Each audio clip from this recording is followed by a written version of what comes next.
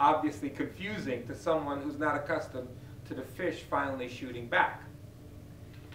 I remember that time I became Bosnia's first ambassador anywhere, and I was at the United Nations by May of 1992. And the way I got there is basically there was no one else. I was a lawyer and investment banker in New York City. So with Sarajevo besieged, they said, you know, we need you to get Bosnia into the UN. Why was the UN so important at that time for Bosnia? Well, part of it, we were all hoping for some sort of solution that maybe UN intervention of some sort might stop the war, might stop the genocide. But also by becoming a member of the UN, then Bosnia forever took its place among the family of countries. So once we were a member of that family, I for a long time thought, you know, the people on the ground, the army on the ground may not survive, but my office in New York at the UN will survive, and this will be maybe the last stand of Bosnia as a country, as a political presence. In that mission, I had people of very diverse backgrounds. Many Serbs, many Croats, Jews,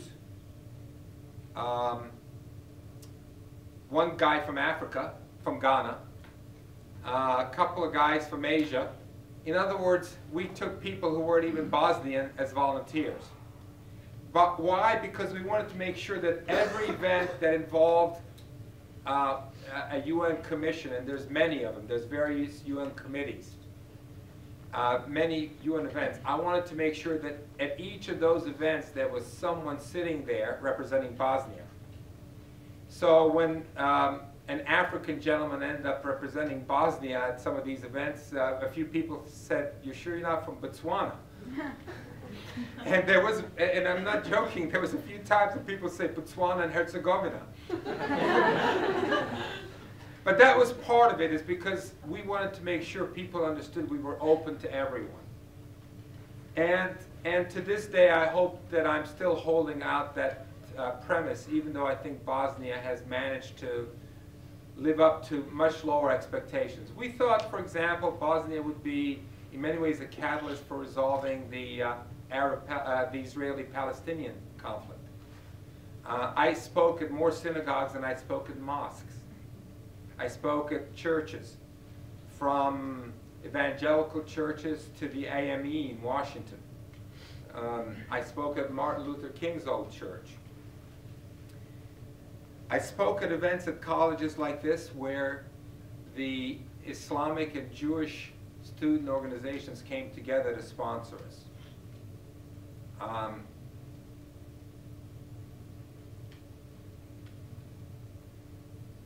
It was an opportunity, and it was a lost opportunity in the end. And maybe that's what I'm most sad about. Because there are so many places that could have learned from Bosnia. And even Bosnia didn't learn from Bosnia. So what happened in 3.5 years? Well, I liken it to this, going back to my horse analogy. We were coming into what was the stretch run of the war. There were several horses running in a stretch, and there was a horse coming from behind called the Bosnian Army. It was the Bosnian Army and the Bosnian citizens who saved Bosnia. And they were coming on hard like a horse in a stretch. And then everyone from Washington and Richard Holbrooke to London, to Paris, to Brussels, to even Islamic countries, they all wanted to jump on the back of that horse once it looked like it might win. Now there's nothing wrong with betting on a winning horse, except that everyone wanted to jump on its back. And then after the war was about to conclude, everyone thought because they bet on that horse at the end that they had a right to all take the photograph in the winner's circle. And more than that, demand a piece of the purse money. Demand the future, to determine the future of Bosnia. So we went from being a horse that had no shot to being a horse that was winning at the end, to a horse that had everyone on its back at the end, and still to this day. It's a worthy lesson for Syria. The idea that the international community is going to come in and save Syria, whoever that international community may be, unfortunately is one that probably is both wishful thinking and doesn't work in the way that you think. Anyone who gets involved in Syria, for good or for bad, will demand his part of the winner's purse. In the end, it will have to be Syrians who save Syria. But does that mean that the international community doesn't have a role in Syria? No, quite to the contrary. It does have a role. The lessons of Bosnia are that as an international community, not as individual states, they can help bring about a resolution to Syria. Part of the problem of Bosnia is that everyone came in with their own agenda, from the Russians to even the Chinese, to certain Islamic countries, to the US, to the Europeans. For example, Francois Mitterrand, who was then the president of France, came also with his own kind of worldview, which was that Muslims really don't belong in Europe. And that even the Muslims in his own country, those who aren't authentic French, really just don't belong there and they're second-class citizens. As I can get into this discussion a little bit more, but I think I never shocked more judges at an International Criminal Tribunal for the former Yugoslavia when I said Francois Mitterrand was nothing more than a bigot. He started, by the way, as a bigot. He was a socialist president, but I don't know how many of you know, he was a supporter of Nazi Vichy France. And he started out as a Nazi collaborator. Bernard-Henri Lévy, a French Jewish philosopher who was a big supporter of Francois Mitterrand, but also became a big supporter of Bosnia, parted company with him over the issue of Bosnia because he saw him as a bigot. And Bernard-Henri Lévy is a big supporter of Israel.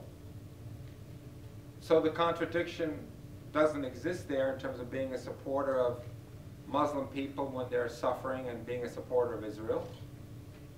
And he was also one of the main catalysts in the overthrow of Gaddafi. He's also one of the people who's obviously driving for more action in Syria. I just bring that as an aside so that you can see how sometimes the alliances and people who work together on an issue and how thinking as well as work comes together. So, having now said that the Syrians have to win for Syria,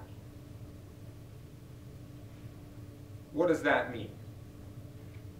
Well, that means, of course, that if anyone tries to send in a robust military force to fight in Syria, it probably wouldn't end up that different than Iraq. Iraq was actually a place that was ripe for revolution, ripe for an outside intervention, because whether there were weapons of mass destruction there or not, Saddam Hussein was hated by 2/3 of his population, if not more, and he certainly was a brutal dictator. In the end, the US basically ended up as a very unwelcome savior.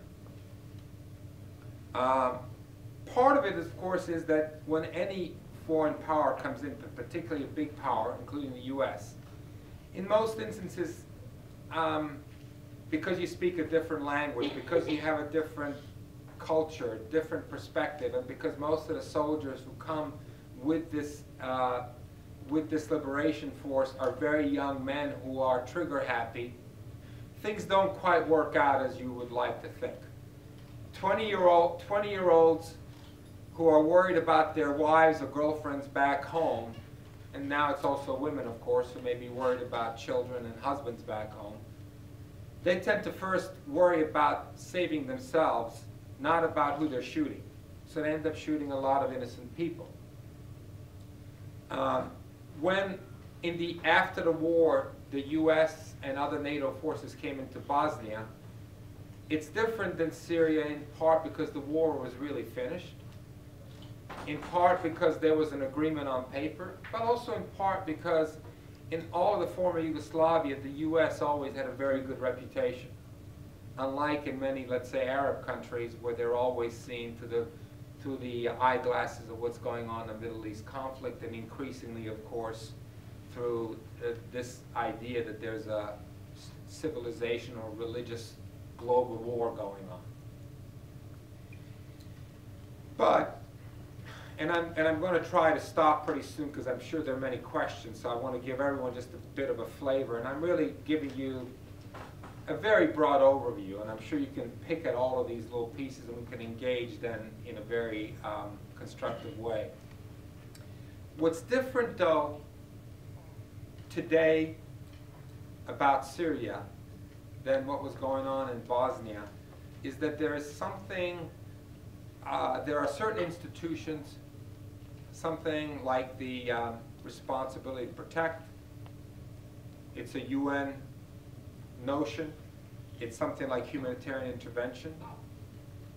There always was a genocide convention which provides an affirmative obligation for the signatories to not only condemn but act to stop genocide, which they should have in Bosnia. And of course we may see that in other situations. Rwanda was of course another situation where they failed. But there's also something now called the International Criminal Court. Bosnia gave birth to something called the International Criminal Tribunal for the former Yugoslavia.